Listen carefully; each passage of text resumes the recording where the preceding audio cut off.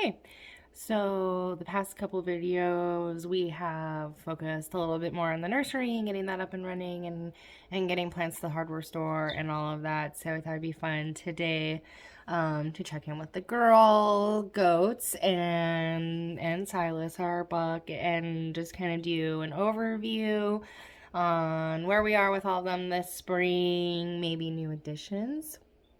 That's me winking. I don't um, and yeah, all that. So, and then real fast, we're gonna check right next door to me. Oh, focus. Here, look, let me see. Little baby chicks that hatched for Easter. How cute are they? So the incubator holds 12, and we had 4 eggs that were viable. There's one still in there. I don't know. It's not doing anything. But these 3 all hatched, with that one that just fell over right there was the last one this morning. So that's fun. Now let's go look at goats.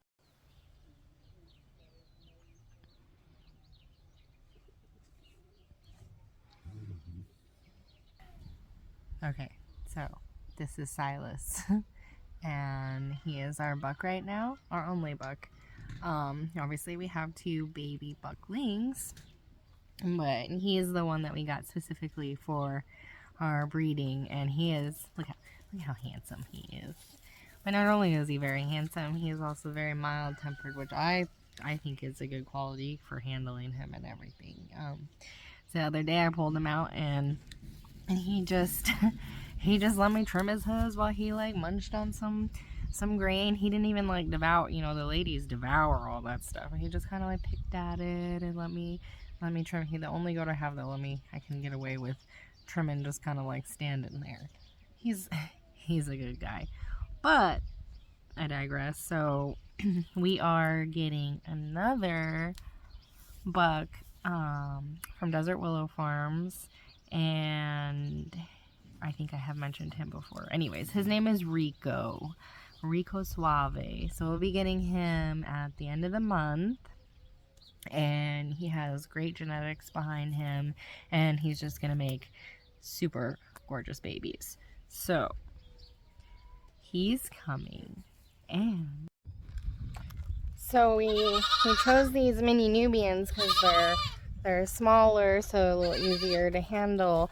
And being a cross between the Nubian and Nigerian, they have a high butterfat content, and then the Nubian side creates a larger volume of milk. Now Maisie, let's see. Maisie, there it is. Maisie is a full Nubian, but she is on the smaller side of things, and so I don't know, that I just kind of like helps with her kids. She has beautiful moon spotting, and then these boys are loud, and so far she's made kids that have beautiful ears. So I don't know, good genetics. And then she produces almost a gallon of milk a day for us now.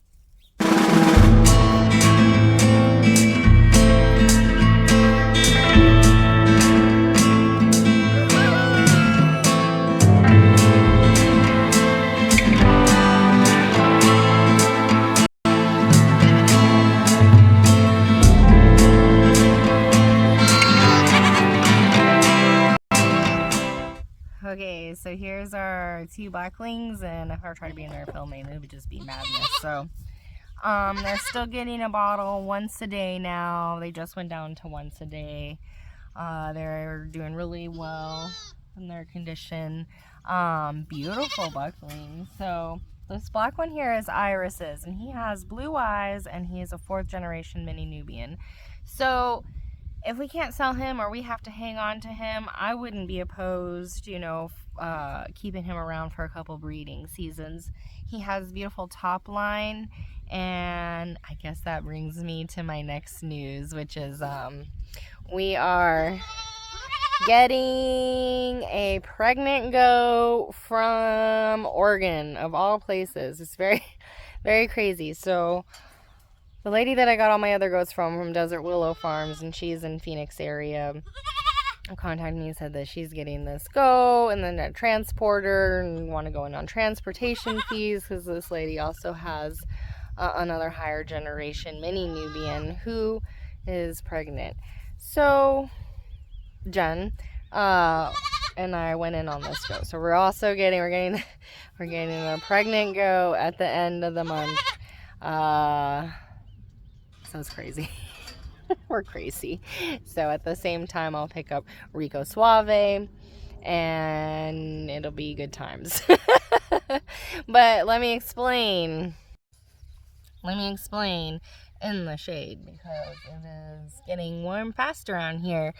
So the reason that we're doing this is Arizona seems to be lacking a Mini Nubian population, and so to get these registered Nubians, you basically have to go out of state. So it seemed like a wise idea to go in on shipping with somebody else, and the fact that she's pregnant, and fingers crossed that they're dolings and they're girls, and that we would keep the girls and start this higher generation line.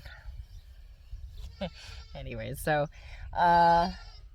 yay, we're looking forward to it. And this doe has blue eyes, and so my thoughts, which was, I digress, back to the Iris's little dark colored buckling.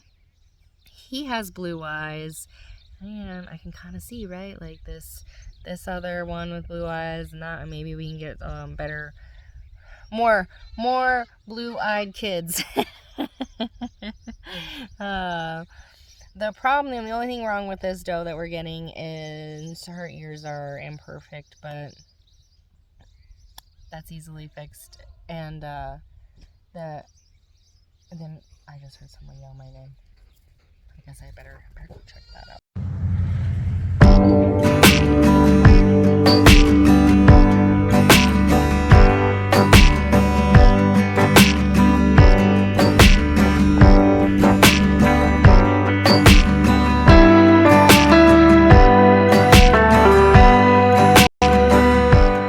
Okay, well, that was somebody. Even though we're closed today, there was somebody, and I let them in, and they did shopping. So, why not, right?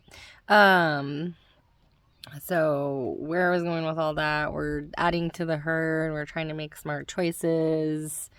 A little bit impulsive too. So we'll see how it all goes, and I'm excited to share them with you. Yeah, so if we don't sell Iris's buckling, that would be okay. However, I think if someone's interested, we probably still will. We definitely want to find a home for Maisie's last boy, that tan one, and I think that he is great looking. Like, he's strong, and he's just been just a sturdy little dude, and I think exactly what someone would or should want for their mini Nubian herd, So we'll see what happens.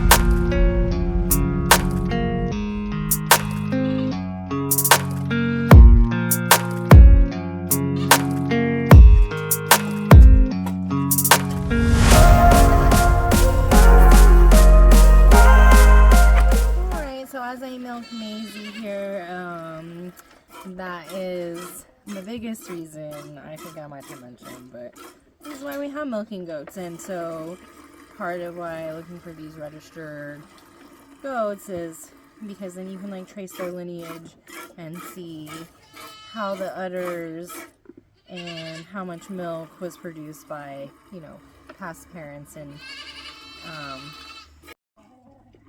okay, and then when you're, if you don't know any of that, then you risk these oh gosh, that's the milk.